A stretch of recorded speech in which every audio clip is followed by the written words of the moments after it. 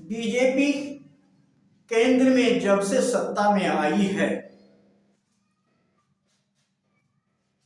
2014 से 2024 के बीच में राजनीति का मॉरलिटी इतना नीचे गिर गई है जिसको कहना मुश्किल है। बीजेपी ने पूरे देश में जो अपना खेला किया है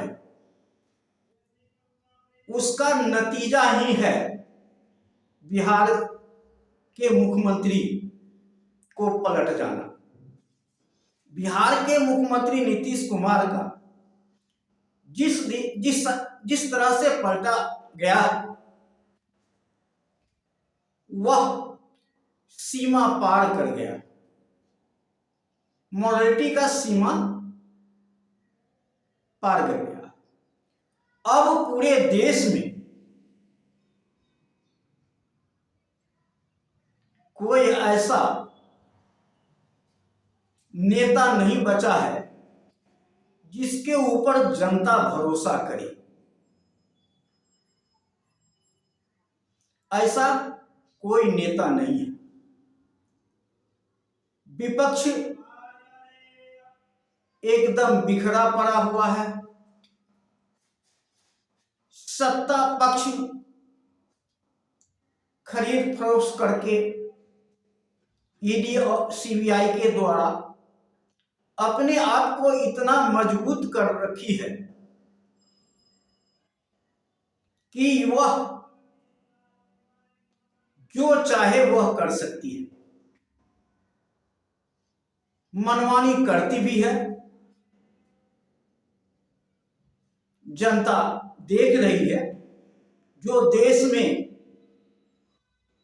सभी राज्य की सरकारें को गिराई गई, उससे पता चलता है कि भारत में अब लोकतंत्र नहीं बचा हुआ है। लोकतंत्र अब धनतंत्र में बदल गया है। जिसके पास पैसा है सरकार उसी के पास रहेगा, ऐसा दिखाई पड़ता है। लोकतंत्र में वोट का महत्व होता था, अब वोट का कोई महत्व नहीं होता है। अब जिसके पास पैसा है वोट उसी के पास है। हमारे नेता 1000 में बिके या 100,000 में बिके, जरूर बिकेंगे। यह नीतीश के जाने के बाद अब लग रहा है कि अब किस समय क्या होगा पता नहीं। इंडिया गठबंधन में जितने भी दल हैं, क्या पता कि वह किस समय कब पाला बदल ले। कांग्रेस किस समय सबको पलटी मार दे, ये भी पता नहीं चलता, क्योंकि कांग्रेस में बैठे हुए कुछ लोग बीजेपी को मदद कर रहे हैं। इसी कारण इंडिया गठबंधन को बनने में या मजबूती में कमजोरी दिखाई पड़ रहा है और विपक्ष कमजोर होता जा रहा है। इसका चिंता अब जनता को होने लगा है। जनता अब करे तो क्या करे किसको वोट करे जो उसके जनता के विकास के मुद्दा पर खड़ा रहे, जनता के साथ खड़ा रहे, जनता के मुद्दे के साथ खड़ा रहे। ऐसा नेता अब जनता को दिखाई नहीं पड़ता है। जनता निराश हो गई है, लेकिन इसी निराशा से आशा का किरण भी निकलती है। हम उम्मीद करते हैं कि जहां अति होता है वहां अंत भी होता है। इसलिए कोई ना कोई इंडिया गठबंधन में इसका रास्ता निकलेगा और सत्ताधारी पार्टी के सामने एक मजबूत विकल्प खड़ा होगा। हम समझते हैं कि आज देश के चिंतक, बुद्धिजीवी और न्यायालय में बैठे हुए लोग, वकील आज चुप बैठे हुए, जो देश में हो रहा है उसका तमाशा देख रहे हैं। उनके तरफ से कोई प्रतिक्रिया नहीं आ रही है। गलत और सही उनको दिखाई नहीं पड़ रहा है।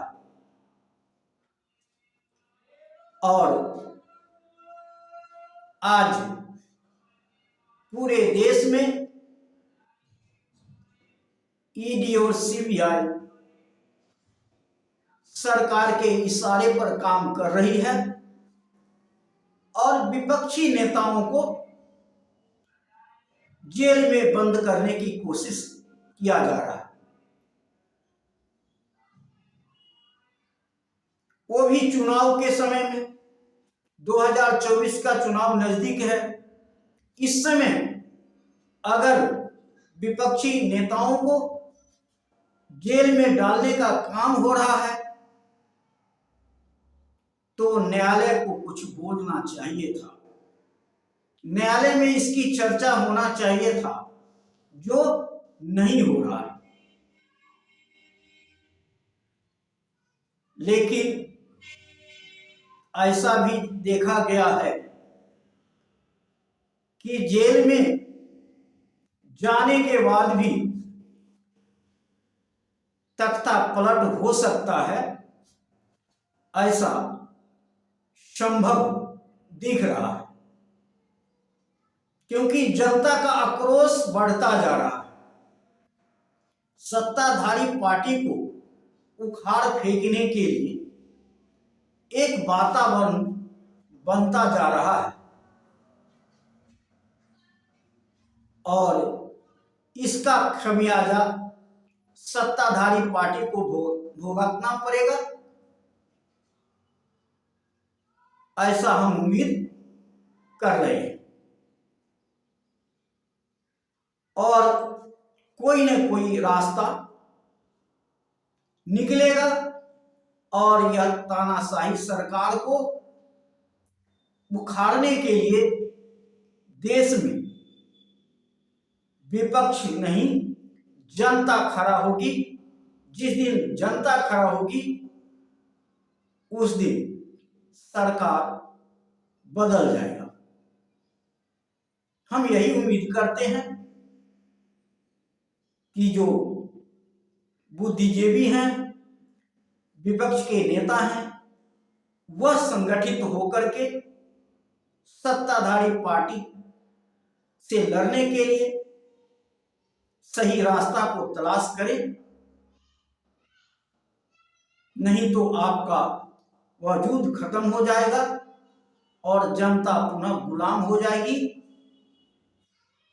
इस गुलामी से निकालने के लिए जनता के साथ साथ विपक्षी दलों को और न्यायालय में बैठे हुए वकील जज को भी इसमें सहयोग देना पड़ेगा, तभी सत्ता को बदल सकते हैं। हम ऐसा उम्मीद करते हैं कि आगे ऐसा होगा। इसी उम्मीद के साथ जय हिंद, जय भारत।